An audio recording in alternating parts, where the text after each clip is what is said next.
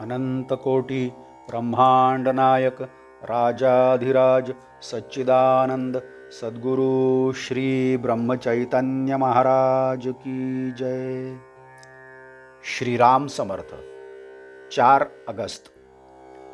वासना को कैसे जीत पाएंगे?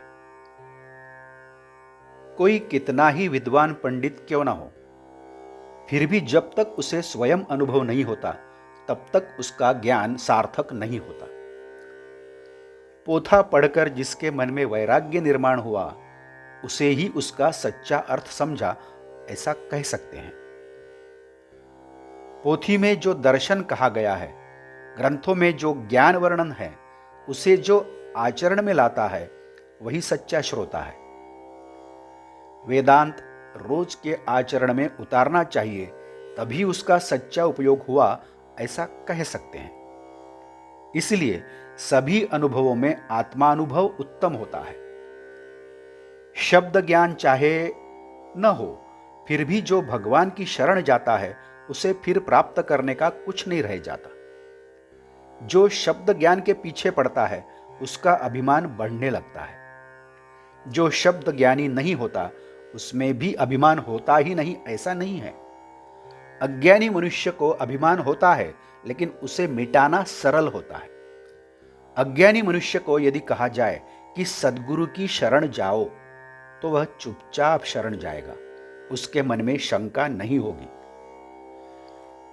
काशी को जाने के अनेक रास्ते हैं, किसी भी रास्ते से जाओ, लेकिन अपना घर छोड़े बिना जाना असंभव है। यह जैसे सत्य है, वैसे ही कोई साधन में वासना साथ में रहे तो काम नहीं होगा, अथवा वासना भगवान से अलग रखकर भी काम नहीं बनेगा।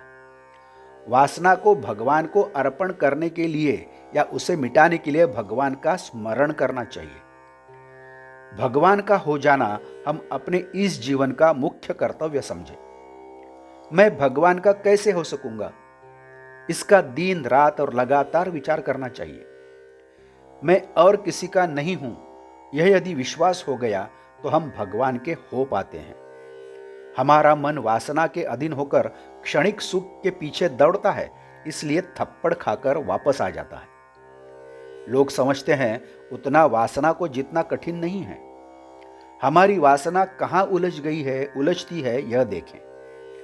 डॉक्टर हमारे शरीर से खून निकालता है, उसका परीक्षण करता है और हमें कौन सी बीमारी हुई है यह जानता है। वैसे ही हमारा चित्त कहां उलझ गया है यह हम देखें, यही हमारा रोग है। ध्यान में यह रखें कि जो बात हमारे बस की नहीं है उसके लिए वासना होना क्या पागलपन नहीं है। इसलिए विचार और नाम से वासना को निश्चय ही जीत पाएंगे। फिर मैं उसका करता हूं यह भावना अपने आप मिट जाएगी।